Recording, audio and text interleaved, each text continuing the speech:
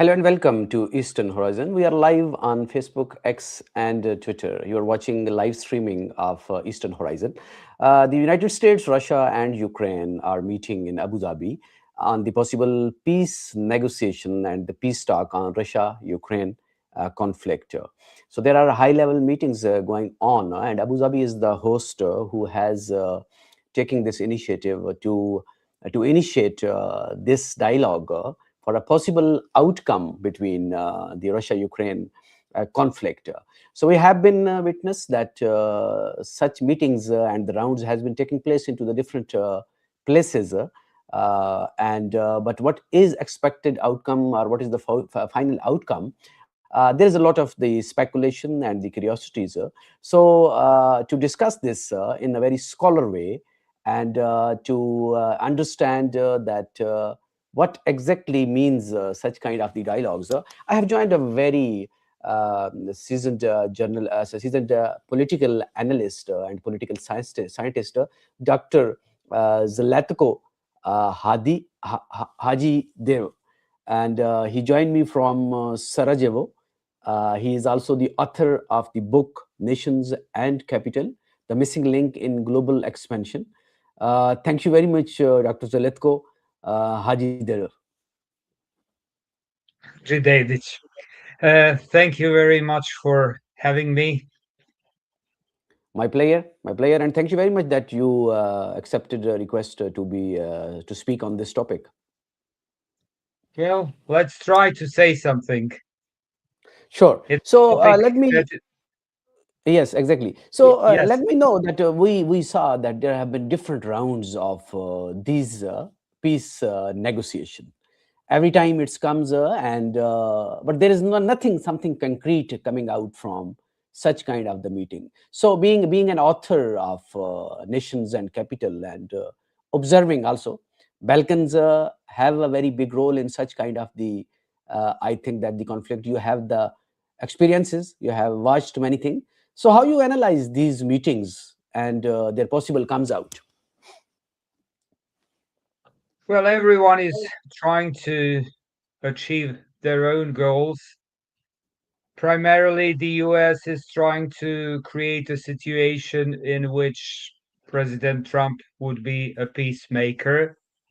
And I think that they are more or less pressed by the current situation at home and other circumstances in the world to create a success of these negotiations.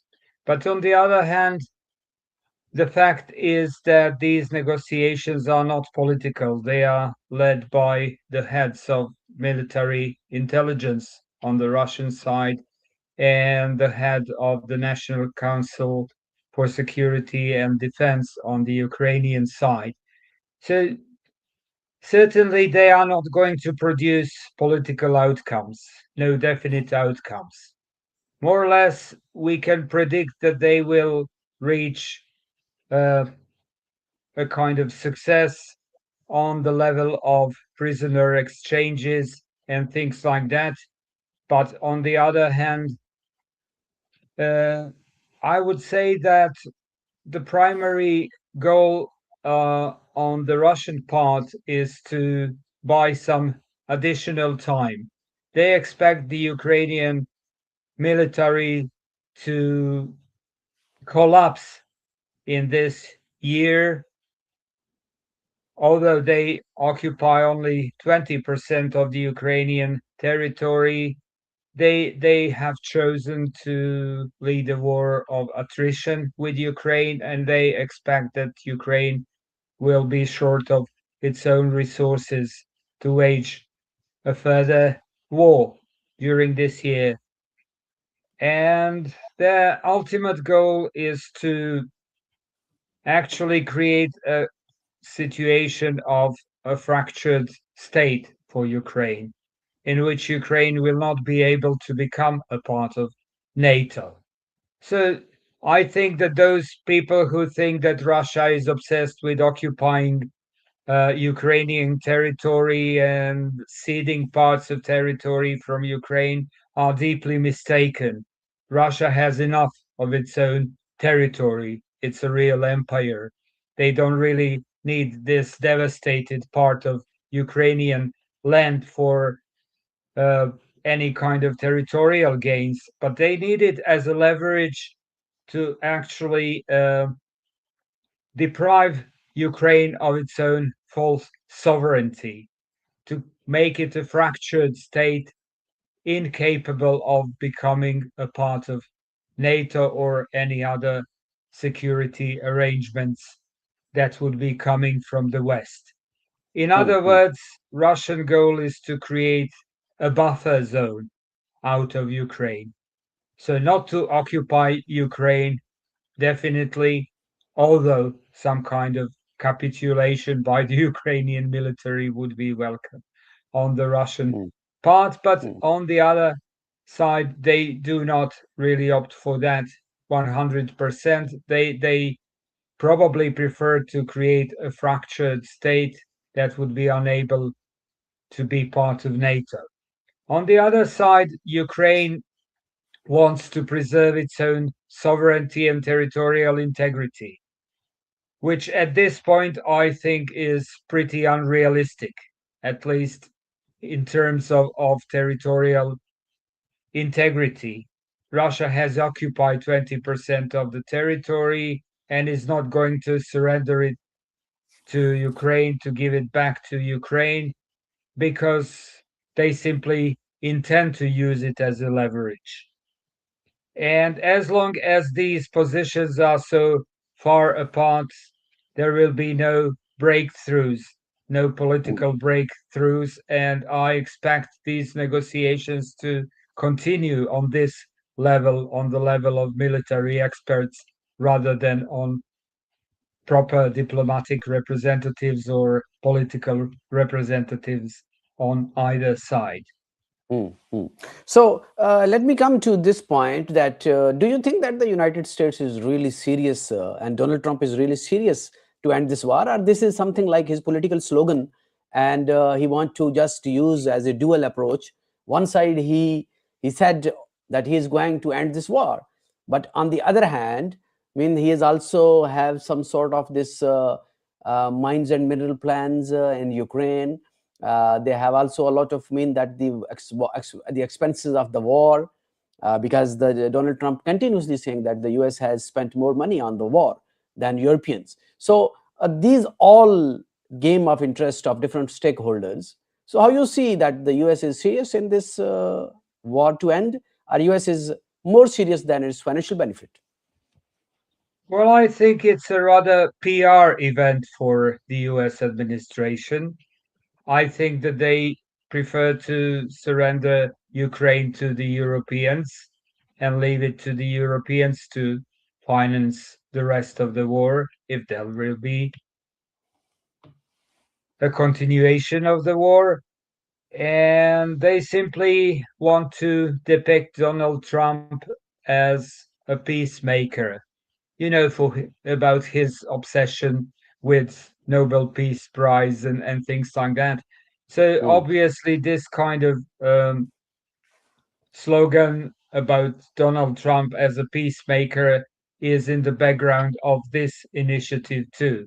Strategically speaking, I don't think that the US is going to remain present in this part of the world, meaning Eastern Europe and also the rest of Europe. Donald Trump mm, has expressed clear intention to withdraw from Europe, withdraw from NATO, to cut the expenses that the US used to have in the past defending Europe and leave Europe to its own fate. So I really do think that this is a kind of PR event that has to uh, create a gain on the level of you know domestic marketing and international marketing for Donald Trump rather than mm. in any kind of strategic sense. Hmm. So, do you think that there is any major breakthrough that could expected from this meeting, or I mean that there could be further such sessions or such kind of the meetings? So, mean that how this mean that of course it's a political rhetoric by the United States that U.S. is very serious to end this war, but how long Donald Trump can use this rhetoric as a face saving?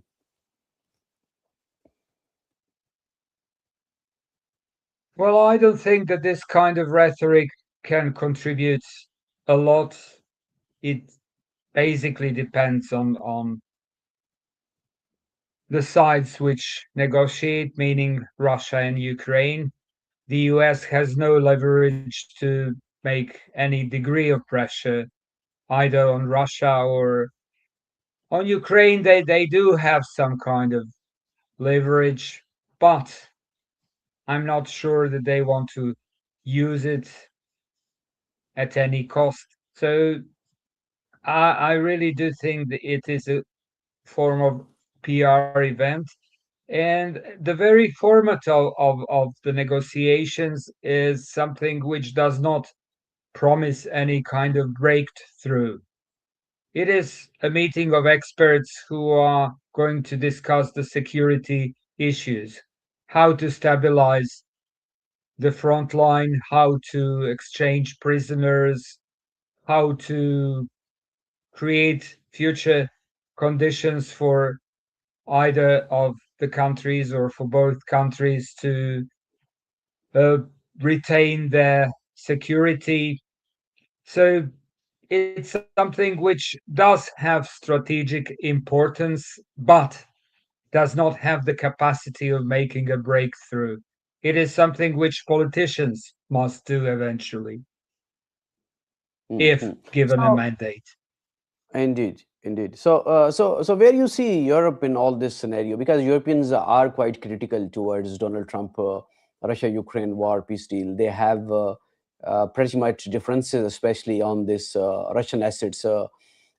Previously, we saw that on the Russian frozen assets, and that is in the Europe. I think that.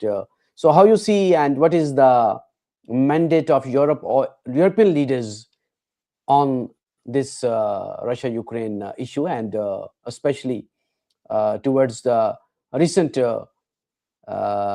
tough time toward US. How you see European leaders? Well, I think that they are deeply mistaken and they lack vision in the first place. They are not capacitated to create any kind of breakthroughs or to create any kind of visions that would contribute to the solution of the conflict. The only thing they know is that they should invest more money into the conflict to eventually try to bring Ukraine to victory, which is rather impossible at this point, and it's very unlikely, I have to say. Whatever we take it from whichever part, it's very unlikely. And it's just a waste of time and money on the part of the Europeans. But they suffer from terrible Russophobia, I have to say. All of that is a product of their Russophobia. They are obsessed with the idea that Russia is going to attack the rest of Europe and so on, although they have no historical examples of such things, except for the Soviet Union conquering Eastern Europe by defeating the Nazi Germany. Otherwise, Russia as an imperial power has never tried to conquer Europe. Quite the opposite. It was the Napoleonic conquests in Russia, the Nazi conquests in Russia, and all those attacks on Russia coming from Europe, which the Russians have experienced. So it was quite the opposite from what the Europeans are presenting these days.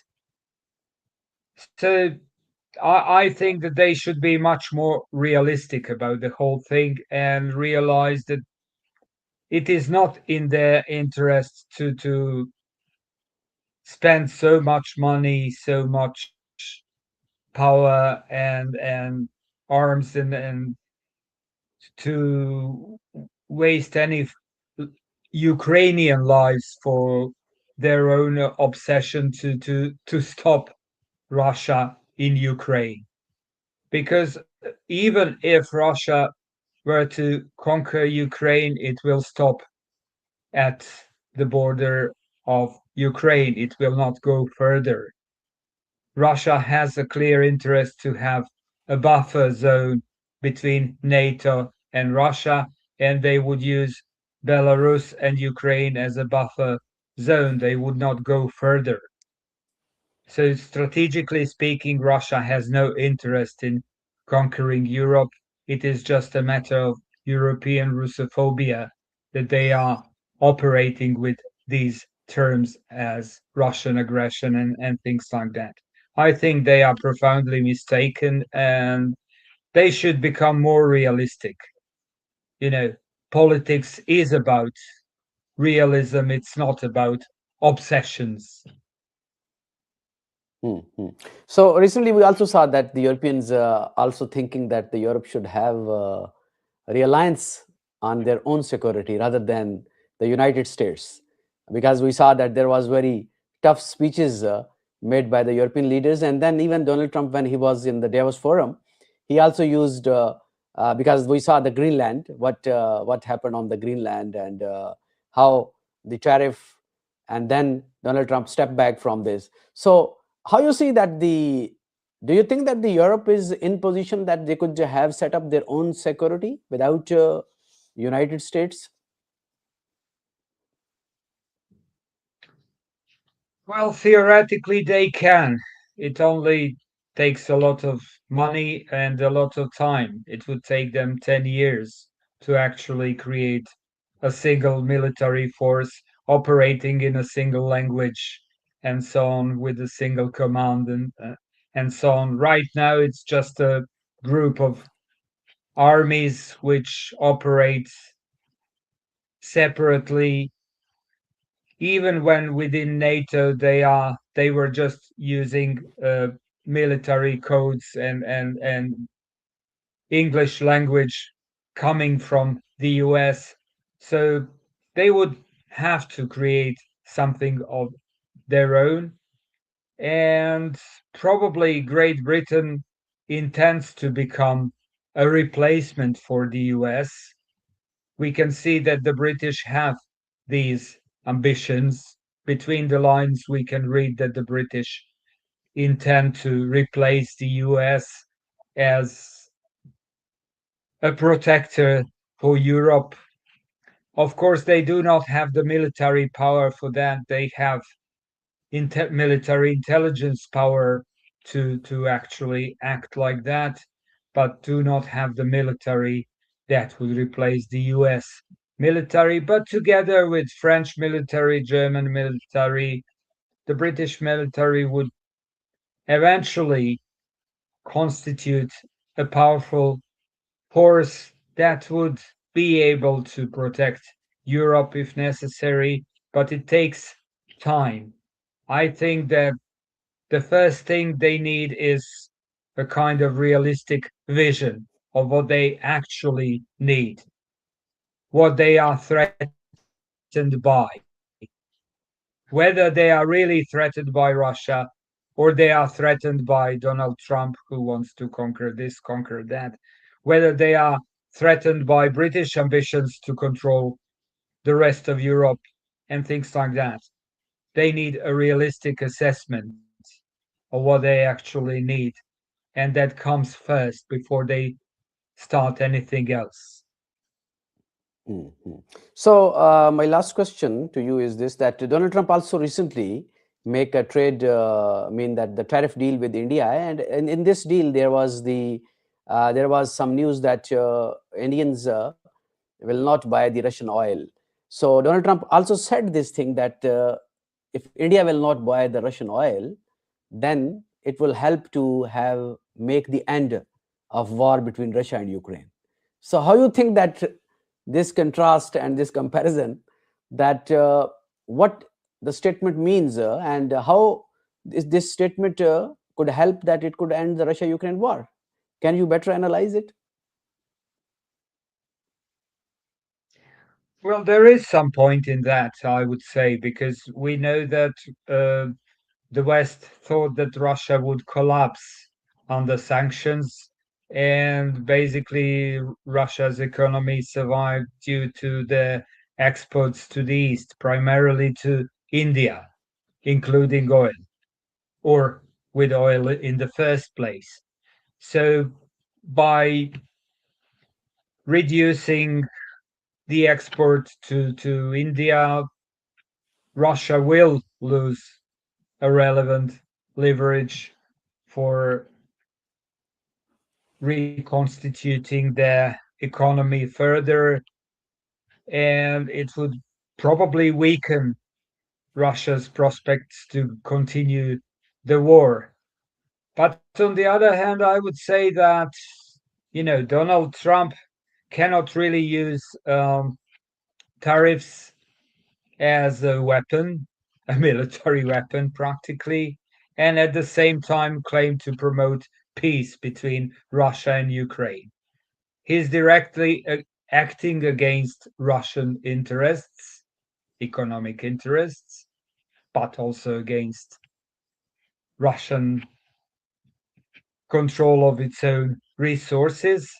And then he pretends that he wants to achieve a sincere peace between Ukraine and Russia in goodwill.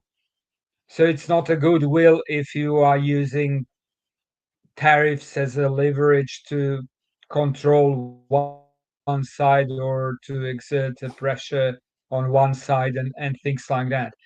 I think that the best way, I mean, the best outcome of such an initiative is not to have Russians at the table after all. I think that these two things cannot go together.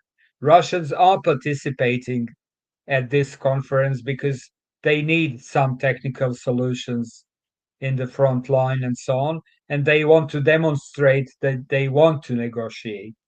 But at the end of the day, if such pressures through tariffs or something else continue, I don't think that Russia will have any, reason to continue sincere negotiations with Ukraine and with especially under the patronage of the US.